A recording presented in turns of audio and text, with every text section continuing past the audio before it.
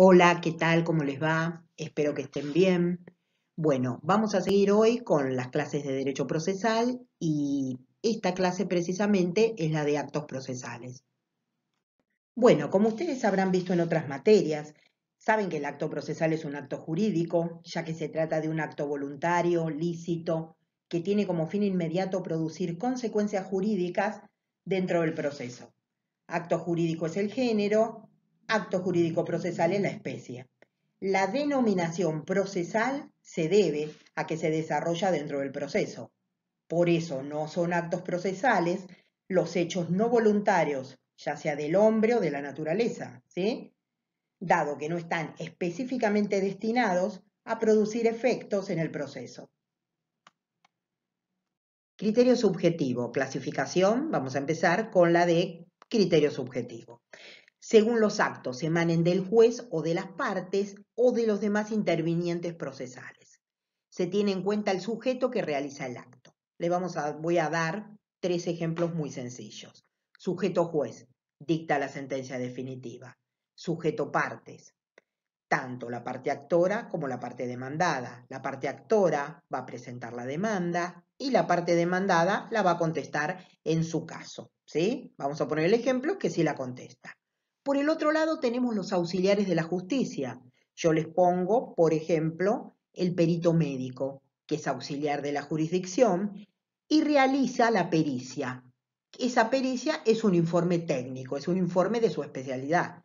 Ustedes saben que el juez es llamado a decir el derecho, a lo jurisdiccional. Por más que el juez sea médico, no se puede expedir sobre la parte médica porque para eso necesita el auxilio de un especialista, ¿sí? Más allá que él sea juez. Por ejemplo, nosotros seguimos con el mismo casito, el expediente de daños y perjuicios donde se ventila un accidente de tránsito, el objeto es un accidente de tránsito, el actor reclama lesiones, aparte de los daños materiales que sufrió su vehículo, también él sufrió daños físicos. Por eso se necesita que un perito realice el informe técnico. Criterio objetivo funcional, que es la secuencia cronológica. Acá vamos a tener en cuenta el criterio cronológico o de ubicación en el proceso. ¿Sí? En el proceso civil, la base o regla distingue cuatro etapas. La constitutiva o actos de iniciación, la probatoria o actos de desarrollo y prueba, la conclusional, actos de conclusión, puede haber una etapa impugnativa, una etapa de ejecutabilidad y una etapa donde existan actos cautelares o incidentales. La etapa probatoria puede no existir. ¿Por qué? Porque puede ser que la causa se la declare como de puro derecho. Lo mismo que la conclusional normal. ¿Cuál sería el modo normal de terminación del proceso? La sentencia definitiva. Puede ser que concluya por un modo anormal de terminación del proceso, como podría ser el desistimiento de la acción y del derecho, podría ser un convenio que las partes celebren, una conciliación. También puede ser que la etapa de cumplimiento no exista. ¿Por qué? Porque voluntariamente el condenado cumple. También en este proceso, cuando en este proceso hablamos del civil, debe distinguirse el procedimiento general de los procedimientos especiales, lo que muchas veces encuentran distribuciones propias, ¿sí?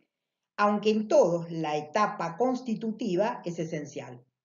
Eventualmente puede haber una etapa recursiva, pero la misma no importa un nuevo juicio, como alguna vez ya hemos dicho en algunas otras clases, sino una revisión de lo ya resuelto. Tres son los elementos del acto procesal: los sujetos, el objeto y la actividad. La actividad, que sería este último elemento, se descompone a su vez en tres dimensiones: de lugar, de tiempo y de forma. Vamos a ver ahora el lugar de los actos. Se refiere al ámbito espacial donde deben realizarse los actos procesales.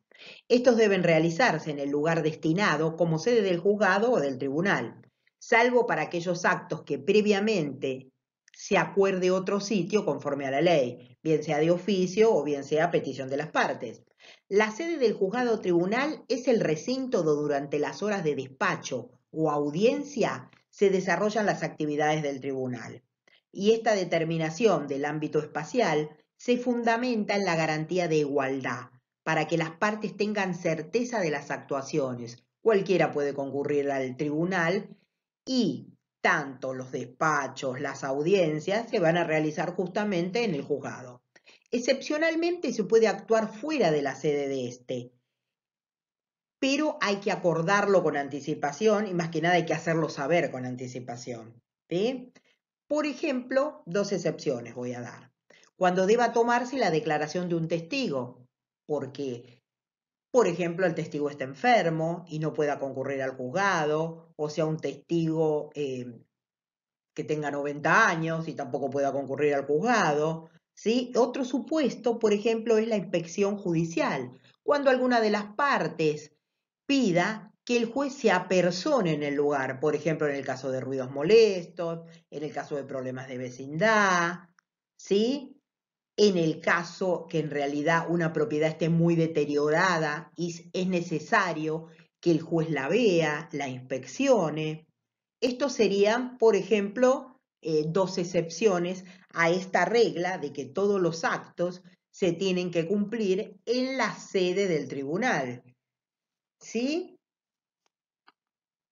El tiempo en los actos procesales. En general, el desarrollo del proceso tiene marcada una etapa, un momento, un punto dentro del cual se deben realizar los actos. ¿Sí? ¿Para qué? Para que tengan la eficacia requerida. Sin embargo, este punto puede ser fijo o variable según el tipo de proceso de que se trate. Los intereses comprometidos, lo que se pretenda con la realización del acto, los efectos de que el mismo derivan, de que ese acto derivan, ¿sí? Y toda una serie de circunstancias que iremos viendo. Los actos procesales tienen una oportunidad para desarrollarse y a través de la consecuencia de los mismos en el tiempo, se llega a la satisfacción de la pretensión, que esto se llama tiempo hábil. En este aspecto deben distinguirse los días hábiles que fija la Corte Suprema de Justicia Nacional y el Poder Legislativo por el otro. Frente a este supuesto se encuentran las horas hábiles, las que permiten distinguir los actos en tres grupos. Actos dentro de la sede del tribunal, que corresponden las horas hábiles de 7:30 a 13:30, conocidas como horarios de atención al público en el juzgado. B, que sería otro grupo, las diligencias que los jueces, funcionarios o empleados deben practicar fuera de la oficina, actos externos a las sedes del tribunal. Y en este supuesto son horas hábiles las comprendidas entre las 7 y las 20. Habilitación expresa por la Cámara para las audiencias, ¿sí? Que se distingue de la habilitación expresa del artículo 154, porque la presente es una habilitación general y normativa, mientras que aquella, ¿sí? La de las audiencias, es particular y referente a un acto, a un grupo de actos determinados en cada provincia, existe una reglamentación particular, ¿sí? Además de las ferias, feriados y días no laborables y los que declare la Corte Suprema, puede que algún juzgado o algún grupo de juzgados tengan días inhábiles especiales con motivo de alguna circunstancia particular. En este caso nosotros tenemos una circunstancia particular y tenemos una feria extraordinaria justamente, el mejor caso que el caso que tenemos por el coronavirus. ¿Sí? La eficacia de los actos procesales depende de su realización en el momento oportuno. Plazo. Es el lapso de tiempo dentro del cual hay que cumplir cada acto procesal. A este respecto, vamos a citar el artículo 152, cuando dice: las actuaciones y diligencias judiciales se practicarán en días y horas hábiles bajo pena de nulidad. Son días hábiles todos los días del año, con excepción de los que determine el Reglamento para la Justicia Nacional. Son horas hábiles las comprendidas dentro del horario establecido por la Corte Suprema para el funcionamiento de los tribunales, pero respecto de las diligencias que los jueces, funcionarios, y empleados deban practicar fuera de la oficina. Son horas hábiles las que median entre las 7 y las 20. Para la celebración de audiencias de prueba, Las cámaras de apelaciones podrán declarar horas hábiles, lo que ya habíamos dicho. Con respecto a los juzgados, también va a pasar lo mismo. Los actos deben también realizarse en determinados periodos y esto nos lleva a los plazos y términos. El concepto de plazo es el lapso entendido como el margen de tiempo o periodo dentro del cual puede realizarse el acto, y el concepto de término entendido como la fecha en que debe realizarse el acto. Por ejemplo, yo tengo que cumplir con una petición del juzgado en el plazo de 5 días, es decir, que tengo un lapso de tiempo de 5 días para realizarlo. Y el concepto de término va a ser el día en que vence ese lapso de tiempo para poder cumplir con la intimación o con lo que me pidió el juzgado. Tipos de plazos. Tenemos los plazos legales, que es el plazo que establece la ley. Por ejemplo, es el plazo que se establece para contestar la demanda. Para contestar la demanda en un proceso ordinario, por ejemplo, tengo el plazo de 15 días. Plazos judiciales. Es el que establece el juez o tribunal cuando la normativa le da esa facultad. Por ejemplo, en el artículo 157, inciso tercero, le da esa facultad al juez de establecer un plazo mayor o un plazo menor. Plazos convencionales son los que pueden convenir las partes sin violar el orden público.